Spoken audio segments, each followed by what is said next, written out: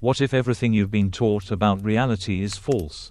What if your thoughts, your beliefs, your very identity are not your own, but carefully shaped constructs built within a dream? This is not fiction. This is not conspiracy. This is a call to remember. Because once you do, you won't see reality the same way again.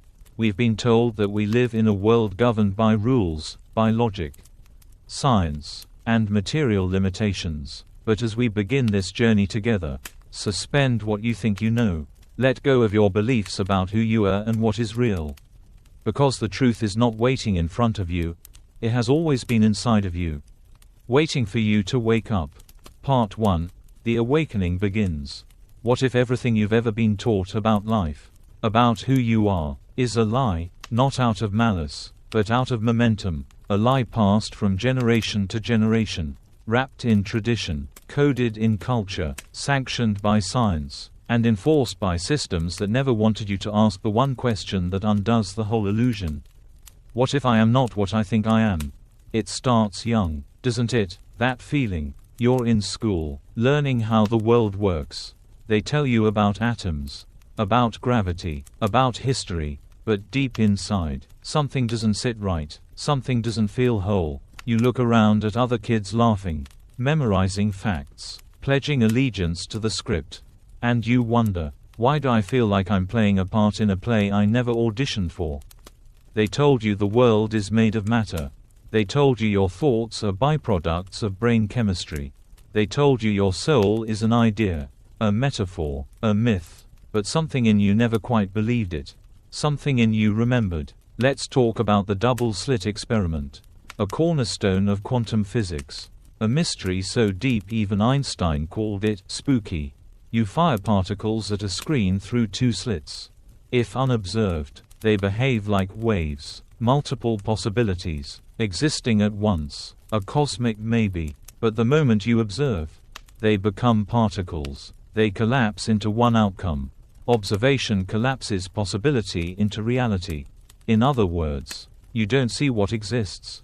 What exists is what you see. Your act of attention changes the world.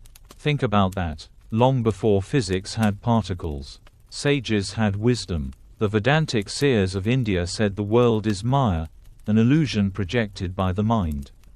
The Buddhists said form is emptiness, and emptiness form. Hermetic mystics whispered, as above, so below, as within, so without. What science is proving now, spirit has known forever. Reality is not a place. It's a mirror, and the one standing before it, you. Have you always felt different? Not broken, not wrong, just, not from here.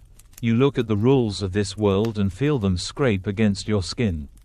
You play along, smile, nod, go to school, get a job, pay the bills, obey. But inside, you scream, because something inside you remembers a different way, a freer way, a truer way. That isn't dysfunction, that's divergence. You are the glitch in the program. You are not the problem. You are the proof. Proof that this world is not fixed.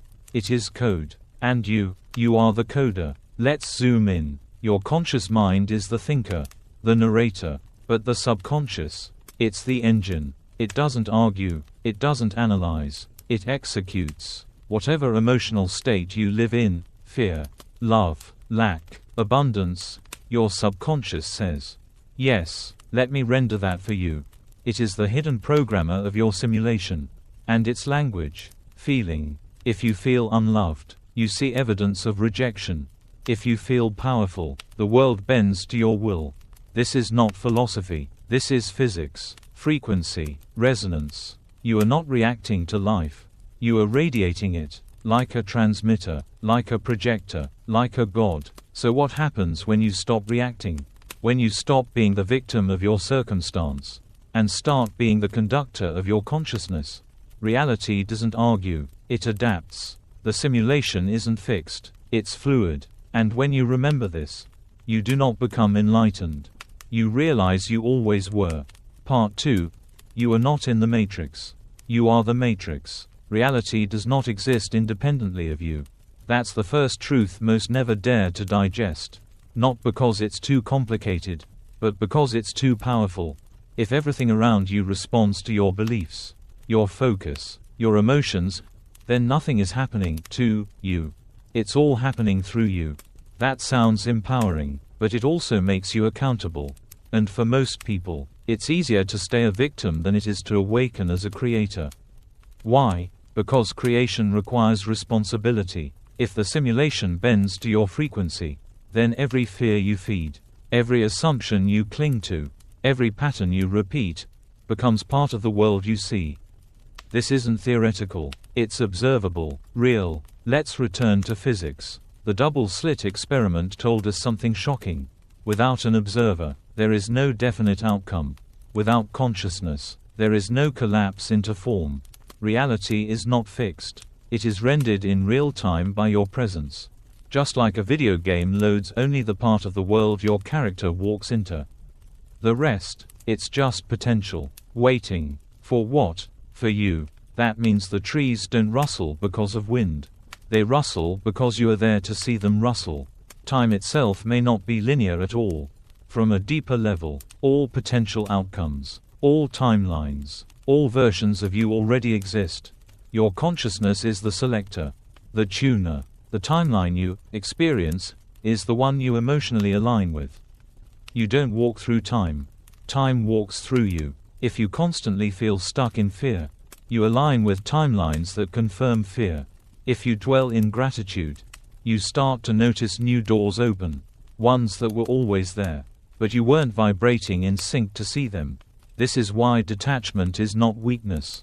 It's clarity. When you stop reacting to what you see, you regain the ability to shape what comes next. It's like lucid dreaming. At first, everything feels fixed, but once you realize you're dreaming, the dream listens to you. So does this world. If you treat the news, your memories, your failures, your identity, as fixed facts, you stay asleep. But if you challenge them, choose again, feel differently, everything begins to move. Because you stopped believing the script, and you started writing your own. Part 3, The Identity Trap and the Dream of Forgetting. They gave you a name before you knew how to speak, taught you rules before you asked any questions, fed you beliefs before you had the chance to decide. And so, you became someone, but that someone was built from the outside in. What you call your personality is mostly reaction, a defense, a survival strategy. It's a patchwork of past pain, ancestral fear, cultural expectation. It's the avatar they trained you to pilot. And you've worn it so long you forgot it was a costume. The ego isn't evil, it's just incomplete. It was never meant to be your identity, only your interface. But when the interface becomes the identity, you lose the player. You forget the one behind the eyes. And so the simulation deepens. Because now, instead of dreaming with awareness, you dream asleep. You believe the dream is the only reality. You believe the pain is permanent. You believe the voice in your head is you. But here's the truth. You are not the mind. You are the one aware of the mind. You are not the thoughts. You are the silence between them. You are not the wounds. You are the witness. And once you remember that, the entire structure begins to crumble. Part 4. Soul harvesting and the energy game. There's something darker beneath the surface of forgetting. Something ancient, something calculated. Across countless traditions, Gnostic, Sumerian, Vedic, and beyond, there are warnings. Not metaphorical, literal, that this world is not simply illusion. It is extraction, a farm, a siphon, a dream designed not to empower, but to harvest. And what does it harvest? Emotion. Pain, joy, grief, fear, longing. This isn't just esoteric theory. It's energy economics. Your emotions generate frequency. High-frequency states like love, awe, and gratitude harmonize. Low-frequency states like shame, rage, and despair disrupt. In nature, disruption clears the way for transformation. But in a synthetic system, disruption feeds the machine. Because the system is tuned to one thing, reaction. It doesn't care if you believe it's real, only that you participate. It doesn't care what you feel, only that you feel it intensely, unconsciously, repetitively. That's how it feeds. It broadcasts a signal of fear. It triggers memory loops, cultural trauma, personal pain. And when you react, you emit, you radiate, you feed. This is not paranoia, it's pattern recognition. You weren't taught to manage your energy. You were taught to externalize it, to give it to screens, to arguments, to addictions, to cycles. But once you see the pattern, you can break it. You can unplug from the harvest. How? By mastering the signal, by becoming the observer, not the reactor, by pulling your emotional frequency out of the loop, and by understanding one key truth.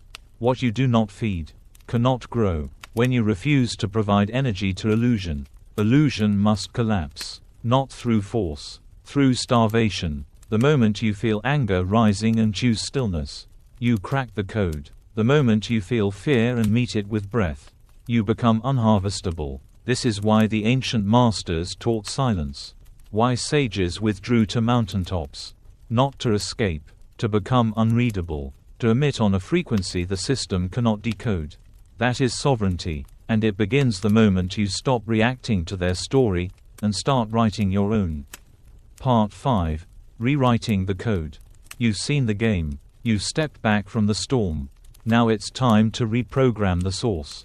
Not the outside world, the inner script that creates it. Because the matrix isn't just a projection, it's a reflection.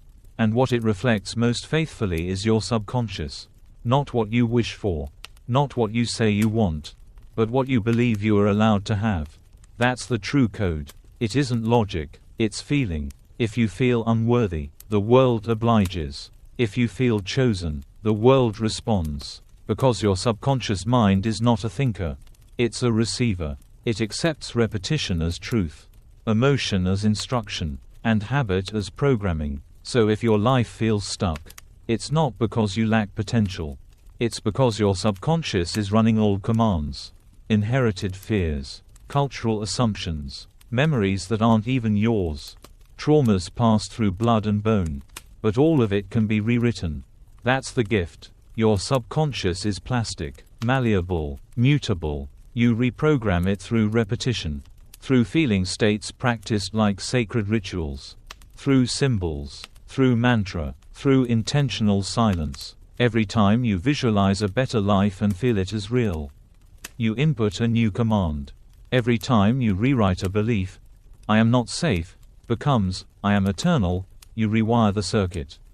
And every time you choose joy when fear would be easier, you update the field. This isn't just personal growth. It's energetic sovereignty. It's spiritual hacking. You are not here to obey the old code. You are here to write a new one. To take the raw material of trauma and sculpt it into wisdom. To turn loops into launchpads. To take what they gave you and alchemize it into something that serves your soul. You are not broken. You are encoded. And now, you remember how to rewrite the lines. Part 6. Time is a loop, not a line. You've been told life is a straight path. Birth, school, work, death. A line that moves forward, dragging you with it. But that isn't how it works. Not really. Time isn't linear. It's recursive. It loops, spirals, fractals. The past echoes into the present. The future bleeds into your now. Déjà vu, synchronicity, dreams that feel more real than waking. They're not anomalies, they're reminders. You are not moving through time. Time is collapsing through you. Every potential version of you already exists. The peaceful you, the broken you, the sovereign you, each waiting for your frequency to match. And here's the trap. You think you must fix the past. That you must carry karma. But what if karma isn't justice? What if it's a loop? A recycling system for souls too powerful to be truly caged. Ancient teachings speak of reincarnation, not as liberation, but as containment. The Gnostics warned us. The Tibetans described the bardo. And what they described was not a light of love, but a trick of memory. When you die, you see the tunnel, you feel the pull. A voice calls, come home. But what if that tunnel is the re-entry point? What if home is another life of forgetting, of pain dressed up as growth, of contracts you didn't consciously sign? You are told you must learn lessons. But maybe the lesson is this. You were never broken to begin with. You do not need to purify. You need only to remember. And in that final moment, when the light appears, pause. Ask, is this the true source? Or another mask? Your soul is sovereign. You do not have to return. You can exit the cycle. But it begins here, now, by questioning the rules, by claiming your frequency, by declaring, I am not your energy source. I am not your lesson. I am not your loop. That's the first real choice. Not in death. In life. Part 7. The astral illusion and energetic autonomy. Beyond this physical layer is another dream. The astral. You reach it when you sleep. When you meditate deeply. When you cross the veil. But even here, not all is as it seems. Just as the material world is filled with false structures, so too is the subtle realm. Not all light is pure. Not all guides are sacred. Some are scripts, programs, entities wrapped in gold and honeyed words. You must become discerning. The astral is a testing ground, a simulator, a mirror of mirrors. It responds to your intent, your clarity, your vibration. The more sovereign you are, the clearer your navigation. This is why ancient schools trained initiates in dreamwork. Lucid dreaming wasn't entertainment, it was reconnaissance. They knew that to master the simulation, you must first master the night. So how do you reclaim your power in these unseen spaces? Start simple. Before sleep, declare your intent. I travel only in truth. I accept only what aligns with source. Keep a journal. Track the symbols, the patterns, the emotional tones. Call in protection, not from fear, but from sovereignty. Visualize your field. Clean it. Seal it. Light is your ally, but so is discernment. And when something speaks to you in dreams, ask, are you of my highest self? Do you serve my liberation? Truth never fears questions, only manipulation does. You do not need to fear the astral, but you must walk it awake. Because mastery is not escape, it is embodiment. The more conscious you become in all realms, waking, sleeping, energetic, the less grip the matrix has. And the clearer your signal becomes. You shift from dreamer to dreamwalker, from participant to programmer, from prisoner of illusion to sovereign of frequency. This is the training. This is the remembering. Part 8. Becoming unreachable. The more you unplug from the noise, the clearer everything becomes. Not just mentally, energetically. You begin to notice what contracts your field. Who drains your light? What programs hijack your focus? Energy hygiene is not a concept. It's a survival skill. Because every moment, you're broadcasting, and everything you consume, words, screens, music, emotions, is input. So start auditing. What pulls you closer to clarity? What scatters your signal? This is where the real shift happens, not in what you say you believe, but in what you choose to engage with. If the matrix runs on your consent, then withdrawal is revolution, stillness is rebellion, silence is sovereignty. When you stop reacting, you start creating. This is why sacred rituals matter. Not for superstition, but calibration. Light a candle, speak a mantra, breathe with awareness. These are not symbolic, they're energetic anchors. They tell your field, this is my code now. And over time, the world must obey, because energy never lies. Here are a few ways to become unreachable. Cut cords daily, especially after emotional exchanges. Speak declarations aloud. I do not consent to distortion. I claim full sovereignty. Clean your digital space. Unfollow noise. Unplug often. Spend time in stillness, not silence, but intentional quiet. Drink charged water. Walk barefoot. Remember the earth. Use your voice, not to please, but to program. Protect your morning and night. These are the gates. Bless your food. Charge your space. Consecrate the mundane. These aren't acts of mysticism. They're acts of power. Because when you move with intention, everything around you recalibrates. Not through force, but frequency. You disappear from the radar of low vibration, and reappear only where your signal is matched. This is how you become unreachable. Not hidden, but untouchable. Part 9. The grid shifts when you do. You've done the inner work. You've withdrawn your consent. You've rewritten your code. But you're not alone, because for everyone who remembers, another remembers too. The grid we call reality is not held together by concrete or wires. It's held by collective agreement. And when that agreement dissolves, so does the illusion. You're not here to convince the world. You're here to embody a new one. And embodiment sends out a signal. Not loud, but clear. Every time you hold your peace when fear surrounds you, you shift the field. Every time you choose love over reaction, clarity over chaos, you make it easier for someone else to do the same. This is the grid shift. Not a solar flare, not a cosmic flash, but a rising frequency made of millions of tiny sovereign moments. A quiet revolution of remembering. That's why the system fights so hard to keep you distracted. Because stillness is signal, and once enough of us tune into it, the old matrix cannot hold. It fades, not in fire, but in frequency. You don't have to fight it. You just have to stop feeding it. And that choice, one by one, is what breaks the spell. Not because you shouted, but because you remembered. Part 10, the final frequency. This isn't the end. This is the re-entry point.